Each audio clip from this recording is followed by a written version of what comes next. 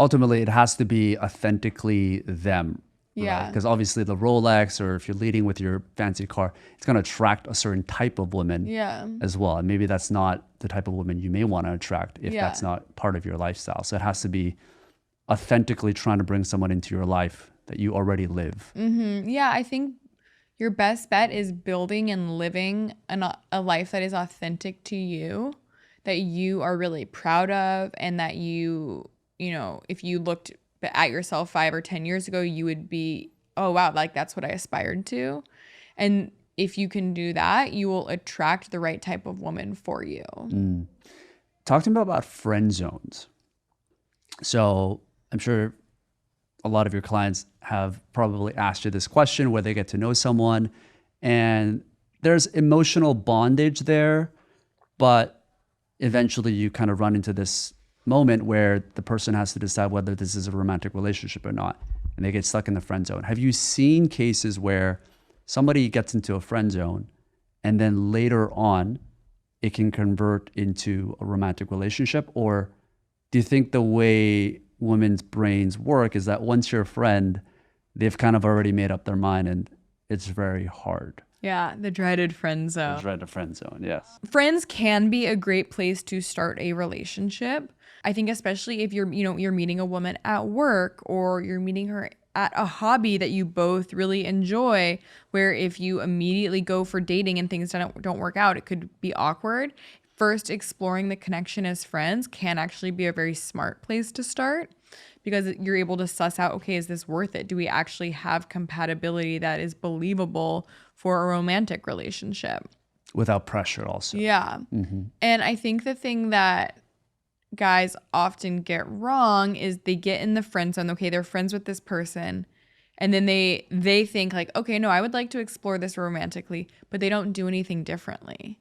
And then it's like, okay, well, I'm just stuck here. And it's like, okay, but have you stuck your neck out? Have you made a case for yourself? Have you started treating her like you would treat a potential romantic partner? Do you have the things that a woman wants in a romantic partner? Because whether or not a woman is friends with you, that has very different criteria than whether or not she's open to a relationship with you. So you might be like fun and goofy and cool to hang out with, but if she doesn't see you as dating up, if she doesn't view you as high status, if she doesn't view you as a potential provider, she's not going to see you as a romantic partner. So do you have those things, and have you demonstrated those to your friend? Like, that's for step one. And then I think it's really underrated. Be direct. Make sure you feel like you're in good standing with her. You have demonstrated all the things I just touched on, and then say something along the lines of, I really value our friendship and I've enjoyed getting to know you. I'd also really like to take you out to dinner to explore if we could potentially be more than friends. Not over text, not over DM, not over Snapchat, to her face, looking in her eyes with confidence. And that can go a really long way. You might hear no, but then you've tried and you've shot your shot. And then the response is, cool, I respect your decision and I won't ask again. You know where I am if your feelings change. And then go back to being her friend. And if Can you do can that, truly, maybe not, maybe you need space. I think Yeah. it depends on your relationship beforehand. But then if you truly let it go and walk away, and you don't act needy and you don't beg her and you don't chase, that in and of itself is really attractive. You had the balls to ask, you took the risk, you put yourself out there. And then you were okay walking away, because if it's not her, if she doesn't see you as that, then somebody else will, and you're good with that. So authentically displaying that, if she's on the fence, is going to be attractive and might even sway her. Yeah, because there is a difference, right, between someone that is a true friend zone, which is she goes on a date, it goes wrong, she's like, you're a shoulder to cry on, and she's treating you like a little brother pretty much, or an older brother, versus someone that you're amicable with, you would see once in a while. You're in the same friend group. Right. So you're friendly, but you're still able to pursue and try to build up desire over time. And that is a big distinguishing. That's a very good call out. The nature of your relationship with somebody matters. Right. Yeah. Okay. Got it. In terms of attraction and high ROI things for men to be able to do, what are 2 or 3 things that, this whole idea of looks maxing is a very big thing now. what have you seen that women actually care about or high ROI things that men can do to be more attractive to anyone they have? I think the number one thing you can do to be more attractive physically is just get in shape. You can't control how tall you are. You can't control if you're bald or not. You can control if you're in shape. And you don't need to be a bodybuilder. You don't need to even have low body fat. But if you are significantly out of shape or overweight, it's going to be a turnoff. Plain and simple. If you want, and especially if you want to date women who are in shape, then like you need to be in decent shape yourself. So I think that, and then what goes along with that is like you're also going to feel better.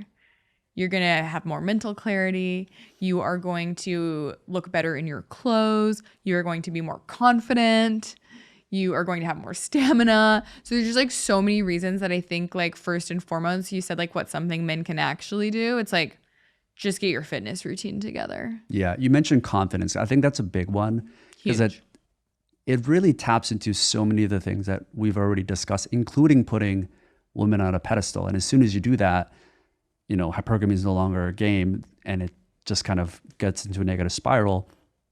What are some ways that men can build confidence and that would help them with their dating life? Yeah, it's funny because I feel like I keep going back to like having hobbies and interests, but that's literally like put dating. If you're really struggling with dating and you're struggling with your confidence, put meeting women, approaching women, going on dates to the side and focus on getting really good at something. And again, you're picking something that you genuinely care about that doesn't involve a screen. So maybe it's your rec volleyball league. Maybe it's bowling. Maybe it's yoga. Maybe it's pottery. It literally doesn't matter what that thing is as long as it gets you in the presence of other people and it's something you genuinely enjoy doing. Any one of those things I just mentioned, if you just get really good at it, that's going to increase your confidence. Yeah. Plain and simple. You can't like be confident in one area and not, or unconfident in one area and not have it radiate and affect the other areas. It's not like, oh, I can be really confident in dating, but like not confident at work. Like if you're struggling at work, that's going to bleed into the other areas of your life. And so just like lack of confidence does that, so does being confident. So pick something and get good at it. Yeah, and I think that's where fitness, as you mentioned, getting in shape, is like the most visible thing that you can have in terms of impact. So you can literally see it on the mirror, and then the way you feel will also radiate the confidence that you have around women and other people in general, right? Yeah. I was talking to one of the girls on my team yesterday, and she said she went to a painting class this weekend in New York City. She's like, yeah, I've been wanting to get back into painting. And she's like, she's a matchmaker on my team. And she's like, honestly, I got like 4 girls' numbers there to like potentially set them up on dates. She's like, the class was like exclusively beautiful women. And I was like, again, I'm not saying I'm going to New York next week, so I'm like, I'll get the name of the studio for you. Okay. I'm not saying like if you have no interest in painting and like you hate art, like that's not going to be a good one for you. But like maybe you took a painting class in college or high school and you really enjoyed it. Consider revisiting it. I think the other one that I'm thinking about in terms of confidence is the ability for you to rekindle your relationship with rejection, because I think it's common for us to avoid rejection and try to get away from pain in general, to thinking that avoiding rejection would make us feel less hurt, so that would make us stabilize in terms of confidence. But it's probably doing the opposite over time, right? Because you get, over time, you have to put yourself out there. And I think that plays into the concept of then and now. Like previously, if you didn't approach people, then like there's no shot. You weren't going on dates. You weren't meeting people. Like you weren't going to get married. Like nothing was even possible because if you were at home, you were by yourself. And now that's not true. Not even a little bit. You can be at home doing nothing that's beneficial for yourself or society and have the illusion of having access to millions and millions of people. You can be swiping on dating apps. You can be watching TikToks. You can be engaging with women on OnlyFans. And all of a sudden it feels like you're saturated in options and you're putting effort into your dating life and you never actually have to face rejection, which is really bad. Yeah, it's just easy to be typing a few things on social media and to like reach out. That's technically a way of reaching out, right? Yeah. Which is even scary for a lot of people. Yeah. Do you recommend then And not getting a reply isn't really a rejection. not really a rejection. Yeah. They maybe not have even seen it, right? Do you recommend then for people to be doing more in-person approaches? Oh and my God, yes. go into that, because that's really scary for a lot of people, right? Just the idea of talking to someone and first of all, rejecting yeah, in I want to person. acknowledge that it is hard and it is scary and it's not easy. So if you find yourself being like, oh my God, like that feels so far from like something I could ever do, like it's okay, you're not alone. But you are going to be so far ahead of every other guy if you can just approach women in real life, because it has fallen so much by the wayside.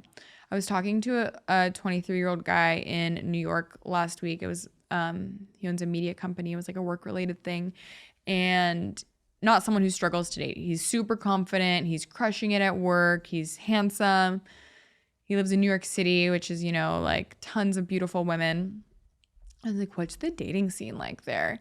Like, are people meeting in person? And he was like, absolutely not. He's like, literally, my friends and I are the only people at a bar who approach other people and talk to other people. He's like, it's terrible for society, great for us, because the fact that we're even doing it sets us so far apart from the norm. Literally, nobody does it. I was like, oh, wow, that's really scary. And that's really sad. And I don't know how we're going to combat it, because I think something that causes this and something that is paralyzing, one of the many things that is paralyzing people from approaching strangers and striking up conversations, is everyone assumes they're being recorded. Because we spend so much time on our phones as a society watching videos of people mess things up and do embarrassing things and talk about the creepy guy who approached them or the terrible date that they went on, that it's making it really tough for people to want to put themselves out there and want to face rejection. Because it's not just like, okay, this girl told me no. Well, what if because what's the first thing anyone does when they see something like maybe interesting happening? They whip out their phone. Right. Okay, so what if someone sees me approaching and then I get recorded and then I'm a meme and then I'm like, you know, like I can never live it down. Like that's really scary. And I'm not saying that's going to happen. So don't like be like, now I can't approach it. I never thought of it that way.